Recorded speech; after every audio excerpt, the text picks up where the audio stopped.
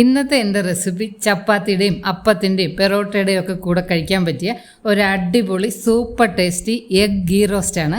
അതിനാദ്യം ഒരു 5-6 കാശ്മീരി ചില്ലിയും ഒരു 8-10 കാഷ്യൂ നട്ട്സും കൂടി നമുക്ക് സോക്ക് ചെയ്യാനായിട്ട് ചൂടുവെള്ളത്തിലിട്ട് വെക്കാം. ഇത് നമ്മുടെ കറിക്ക് നല്ല കളറും ടേസ്റ്റും തിക്നെസ്സും തരും. ഇനി നമുക്ക് കുറച്ച് മഞ്ഞൾപ്പൊടിയും കാശ്മീരി മുളക് പൊടിയും അല്പം ഉപ്പും കൂടി മിക്സ് ചെയ്തൊരു മസാല ഉണ്ടാക്കി അതിലേക്ക് പുഴുങ്ങി വരഞ്ഞു വെച്ചിരിക്കുന്ന മുട്ട ഒന്ന് കോട്ട് ചെയ്ത് വെക്കാം. ഇനി ഇതിനായിട്ട് നമുക്കൊരു മസാല തയ്യാറാക്കാം. അതിനു വേണ്ടി 1 ടേബിൾ സ്പൂൺ മല്ലിയും 1 ടീസ്പൂൺ ജീരകവും 1 ടീസ്പൂൺ പെരുംജീരകവും 1 ടീസ്പൂൺ കുരുമുളകും കൂടി ഒന്ന് ഡ്രൈ റോസ്റ്റ് ചെയ്ത് പൊടിച്ചെടുക്കാം. മസാലയൊക്കെ ഒന്ന് ചൂടായി അതിൻ്റെ മണമൊക്കെ ഒന്ന് വരാൻ തുടങ്ങുമ്പോൾ അതിലേക്ക് ഒരു ചെറിയ നെല്ലിക്കയുടെ വലുപ്പത്തിലുള്ള പുളി ഇട്ട് കൊടുത്ത ശേഷം അതും ഒന്ന് ചൂടായി വരുമ്പോൾ നമുക്ക് ഫ്ലെയിം ഓഫ് ചെയ്ത് അതിനെ തണുക്കാനായി മാറ്റി വയ്ക്കാം. തണുത്ത ശേഷം അതിനെ ഒരു ജാറിലേക്കാക്കി അതിനെ ഒന്ന് പൊടിച്ചെടുക്കാം. ഇനി ഈ പൊടിച്ച മസാലയിലേക്ക് നമ്മൾ സോക്ക് ചെയ്ത് വെച്ചിരിക്കുന്ന കാശ്മീരി ചില്ലിയും കാഷ്യൂ നട്ടും 4-5 വെളുത്തുള്ളി എല്ലയും കൂടി ഇട്ട് നന്നായിട്ട് അരച്ച് പേസ്റ്റാക്കി എടുക്കണം. ഇത് അപ്പം മസാല പേസ്റ്റ് റെഡിയായി.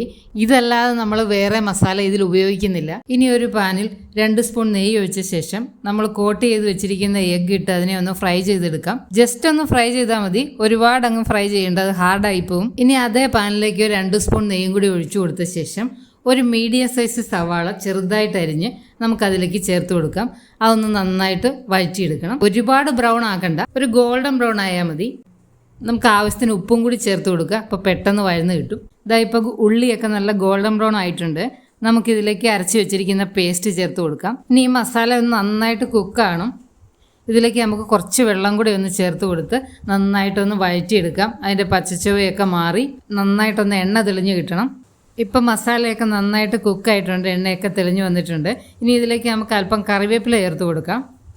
ഒരു വലിയ തക്കാളി ചെറുതായിട്ട് അരിഞ്ഞതും കൂടി ചേർത്ത് കൊടുക്കാം. തക്കാളി അങ്ങ് വെന്തുടഞ്ഞു പോകേണ്ട ആവശ്യമില്ല, കുറച്ച് ക്രഞ്ചിയായിട്ടിരുന്നാലും കുഴപ്പമില്ല. ഇനി ഇതിലേക്ക് നമുക്ക് ഗ്രേവിക്ക് ആവശ്യത്തിനുള്ള വെള്ളവും കൂടി ചേർത്ത് നന്നായിട്ടൊന്ന് മിക്സ് ചെയ്ത് അതൊന്ന് കുക്ക് ചെയ്തെടുക്കാം.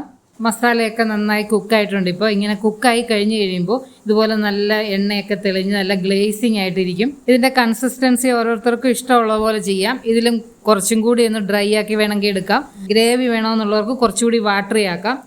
ഇഷ്ടമുള്ള അനുസരിച്ച് നമുക്ക് അതിൻ്റെ കൺസിസ്റ്റൻസി എടുക്കാം. ഇനി ഫ്രൈ ചെയ്ത് വെച്ചിരിക്കുന്ന എഗ്ഗ് നമുക്ക് അതിലേക്ക് ഇട്ട് കൊടുക്കാം. മസാലയൊക്കെ ഒന്ന് അതിൻ്റെ പുറത്തേക്കൊക്കെ ഇട്ടൊന്ന് കോട്ട് ചെയ്ത് നമുക്കത് ഒരു 2 മിനിറ്റ് ഒന്ന് കുക്ക് ചെയ്തെടുക്കാം. ഇപ്പം നമ്മുടെ കറിയെല്ലാം സെറ്റായിട്ടുണ്ട്.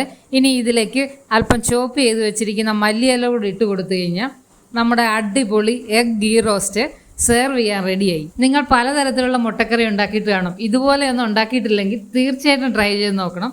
ഇത് ചപ്പാത്തിയുടെ കൂടെയും പെറോട്ടയുടെ കൂടെയും ബെസ്റ്റ് കോമ്പിനേഷനാണ്. ഞാനിന്ന് നല്ല പൂവ് പോലുള്ള പെറോട്ടയോടാണ് ഇത് എൻജോയ് ചെയ്യാൻ പോകുന്നത്.